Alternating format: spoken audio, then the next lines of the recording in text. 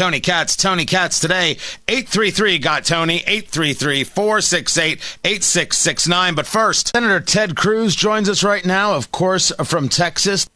Now, people don't know about you, sir. You spent years as Solicitor General in Texas. You've argued 80 times in front of the Supreme Court. You know it, and you know the system and the players well. But within this conversation about Amy Coney Barrett and her nomination, you have an unlimited number of people on the political left who will tell you, they tell me, we're hypocrites because the Senate would not even bring the Merrick Garland consideration when he was nominated by Barack Obama to a vote. And here you are bringing forth and going to be engaging the conversation and the vote on Amy Coney Barrett. How do you answer the hypocrisy conversation? Well, sure, and I understand that sentiment, but if you look at historical practice and precedent, what the Senate did in 2016 and what the Senate is doing now, in both instances, is entirely consistent with 2 centuries of practice and precedent.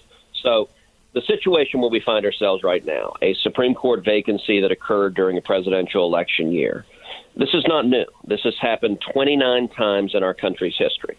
29 times there's been a vacancy that occurred in a presidential election year. Presidents nominated someone for those vacancies all 29 times. It's clear that's what presidents do, whether you're Republican or Democrat. If there's a vacancy, you make a nomination. Now, what has the Senate done? Well, history shows there are 2 very different scenarios. 19 of those times, the Senate and the president were from the same party.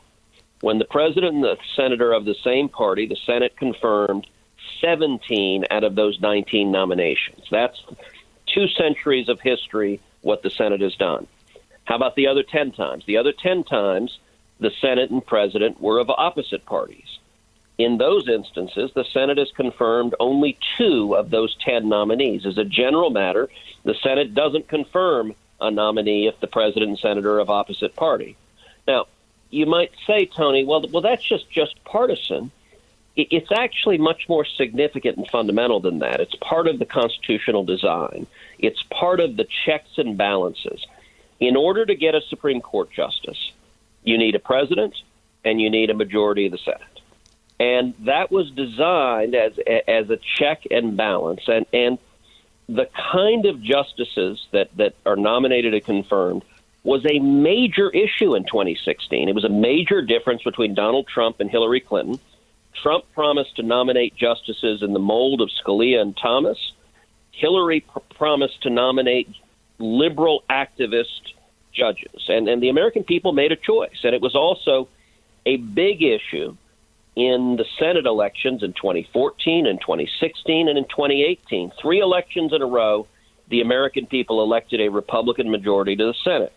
So in 2016, because the American people had elected a Republican majority to the Senate, we did not confirm a judicial activist to the court. Instead, we waited for the election. In 2020, I think the question, we are going to confirm a principled constitutionalist because that's what the American people elected us to do. I think the question that people ask is, they could have accepted if you didn't confirm, although maybe they wouldn't have accepted if you didn't confirm Merrick Garland, but you didn't even call the vote. I think that's where people go, hey, that's a problem. You don't see it that way? No, because what the Senate said, and so the book I have, One Vote Away, it actually starts with this issue. So the opening chapter, the opening story, it starts on the day Justice Scalia died. And actually, that was in February 2016. It was the day of the South Carolina presidential debate. And so I was in South Carolina. I was actually in a debate prep session with my team getting ready for the debate that evening. And my body guy comes in, knocks on the door, and says, hey, have you heard the news about Scalia? And we're like, what news? And I said, well, he died. And we actually found out several hours before the news became public, because if you'll recall, Scalia passed away at a hunting lodge in West Texas. He died in his sleep. And the local sheriff there called me and called John Cornyn, the other senator from Texas, to give us a heads up that he just found Scalia's body dead. And so we spent the rest of the day brainstorming about what to do. As soon as the news became public, I immediately called on the Senate to keep the seat vacant. Why? So the American people could make a choice in November. Now, If there'd been a Democratic majority, they would have confirmed the justice. But that's part of the reason. It was a big part of the reason the American people chose a Republican majority in the Senate. You look at the state of Indiana. A big part of the reason that Mike Braun got elected is because the people of Indiana wanted a Republican majority, and that was to not confirm judicial activists and to confirm judges who will protect the Constitution and Bill of Rights. At the end of the day, this is about democratic accountability, about the voters having the right to elect the president and to elect the Senate. And if they both have a shared mandate, then the president, in nominating Judge Barrett, was honoring his promise to the American people, and the Senate majority, we're going to confirm Judge Barrett, and when we do that, we'll be honoring our promise to the American people. Talking to Senator Ted Cruz, the book, One Vote Away, How a Single Supreme Court Seat Can Change History. It's at Amazon.com, wherever fine books are sold. Let me bring it back to Amy Coney Barrett, right? We talk about Indiana, Hoosiers seem to do this right. And you were on with Mark Levin, Life, Liberty, and Levin there on Fox News, and talking about how the attack on her is twisted and deranged. You had Politico try and go down this road of Handmaid's Tale, Washington Post Today going down the same road. You had Senator Dianne Feinstein, who you served with on the Judiciary Committee, talking about how the dogma, which is what she said to Amy Coney Barrett, the dogma lives within you.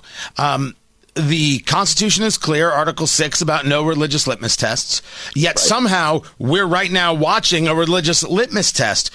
When it comes to the Judiciary Committee, what is going to be said on this subject? What can we expect to hear from you and others regarding these religious attacks on Amy Coney Barrett? Well, the religious attacks are shameful and completely unacceptable. Next week, the confirmation hearing will start.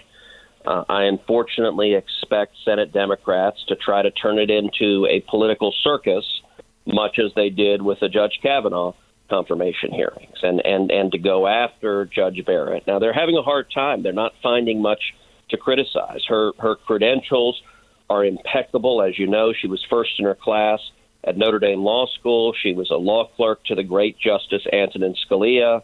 She's been a law professor at Notre Dame for 20 years, and she's one of the most respected federal appellate judges in the country.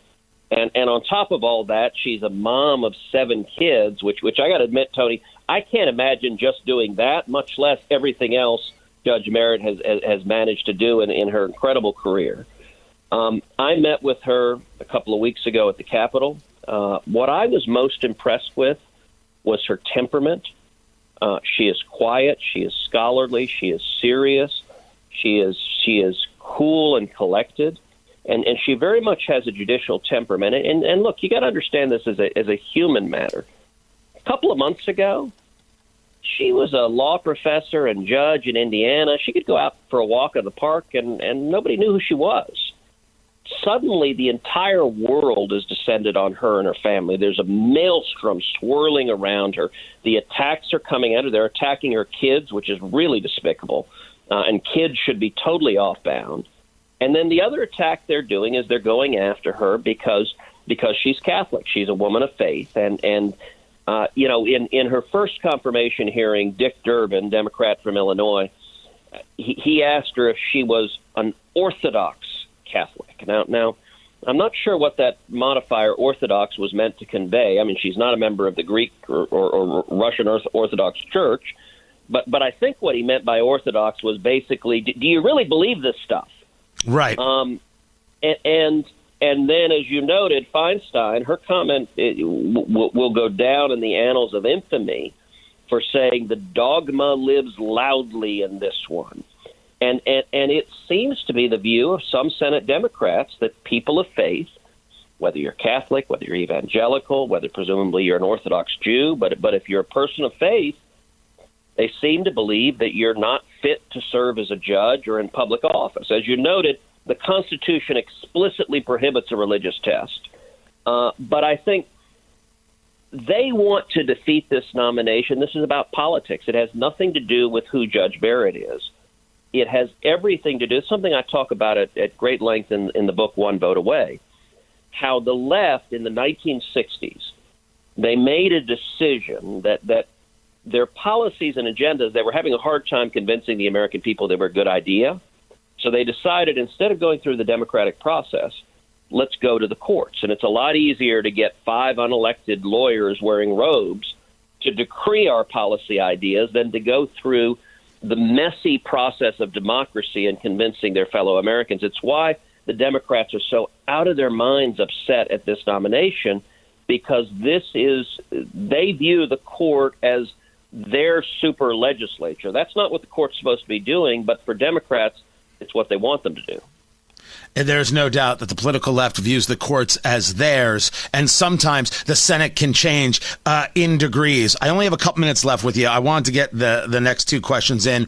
One, just about the president, the coronavirus diagnosis, and how the media is treating it with a tremendous amount of fear-mongering. And it seems very obvious to me that they would have rather the president stayed in the hospital in some level of serious illness. Is there fear on Capitol Hill that Donald Trump is going to give you coronavirus any second now?